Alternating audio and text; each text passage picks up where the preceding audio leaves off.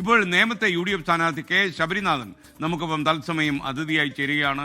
Good morning K Sabarinathan. സന്തോഷം, താങ്കളെ നമ്മൾ അന്വേഷിച്ചടക്കുകയായിരുന്നു. അപ്പോൾ ഞാൻ ഇനി കുറച്ച് മണിക്കൂറുകൾ മാത്രമേ ഉള്ളൂ. താങ്കൾ നല്ല തിരക്കിലാണെന്നറിയാം. എന്നാലും ഞാൻ ചോദിക്കുന്നു, അവിടെയുള്ള വിജയ സാധ്യത എങ്ങനെയാണ്? നല്ല പോരാട്ടമാണല്ലോ നേമത്ത്. നമ്മൾ കഴിഞ്ഞ 3-4 ദിവസമായിട്ട് SKN ഇടം സംസാരിക്കാൻ നോക്കുകയാണ്, കഴിയുന്നില്ല. എന്തായാലും ഇന്നിപ്പം അവസാനം നമ്മൾ ഈ ഓട്ടപ്പാച്ചിലിൽ വന്ന് എത്തി. നല്ല വിജയസാധ്യതയുണ്ട്, നല്ല വൈബാണ്.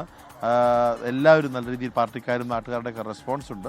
മാക്സിമം ഭവന സന്ദർശനം നടത്തിക്കൊണ്ടിരിക്കുകയാണ്. ഇപ്പം ഞാനിവിടെ ഈ പൂഴിക്കുന്ന് ഭാഗത്തൊരു വീടിൻ്റെ നടയിലിരിക്കുകയാണ്. അപ്പോൾ അവർ ചായയും വെള്ളവും ഒക്കെ തന്ന് നല്ലൊരു ബന്ധമായിട്ടുണ്ട്. തീർച്ചയായിട്ടും ഇത്തവണ UDF നല്ലൊരു വിജയം നേമത്ത് ഉണ്ടാകും, ഒരു സംശയമില്ല.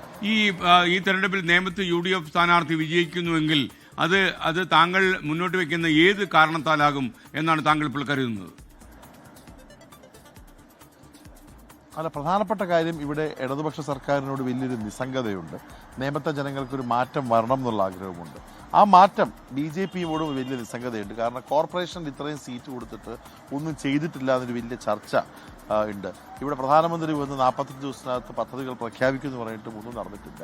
പിന്നെ നേമത്തെ ഒരു വോട്ടിംഗ് പാറ്റേൺ ഉണ്ട്. ആ വോട്ടിംഗ് പാറ്റേൺ കണക്കുകൾ നോക്കുമ്പോൾ എല്ലാവർക്കും സന്തോഷത്തോടെ സമൃദ്ധിയോടെ ഭയപ്പാടില്ലാതെ ജീവിക്കുവാൻ ഒരു പുതിയ നിയമത്തെ ഉണ്ടാക്കുക എന്നുള്ള ആ ഒരു ക്യാമ്പയിൻ ജനങ്ങൾ ഏറ്റെടുത്തിട്ടുണ്ട്. ജാതിമത ഭേദമന്യേ ജനങ്ങൾ ഏറ്റെടുത്തിട്ടുണ്ട്. അത് തന്നെ വിജയത്തിലേക്ക് എത്തും. നല്ലൊരു വർക്കിംഗ് ഫോഴ്സ് നമുക്കിവിടെയുണ്ട്. ഞാൻ പല ഇൻ്റർവ്യൂവിൽ പറഞ്ഞ പോലെ തന്നെ സഞ്ജു സാംസനെ പോലത്തെയാണ് നേമത്തെ UDF, അല്ലെങ്കിൽ ടീം ഇന്ത്യ പോലെയാണ് നേമത്തെ UDF.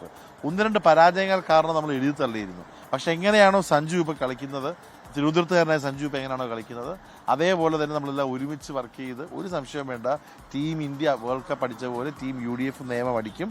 സഞ്ജു സാംസനെ പോലെ UDF സ്ഥാനാർത്ഥി മാൻ ഓഫ് ദ മാച്ച് ആവുകയും ചെയ്യും.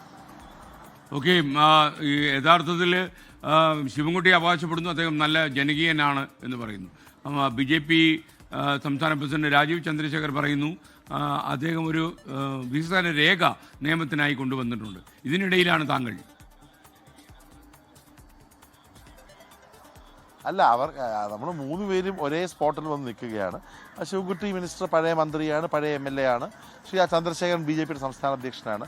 ഈ പറഞ്ഞ വികസന രേഖയടക്കം, വികസന നയമടക്കം, പൊളിറ്റിക്സ് അടക്കം നമ്മൾ പറയുകയാണ്.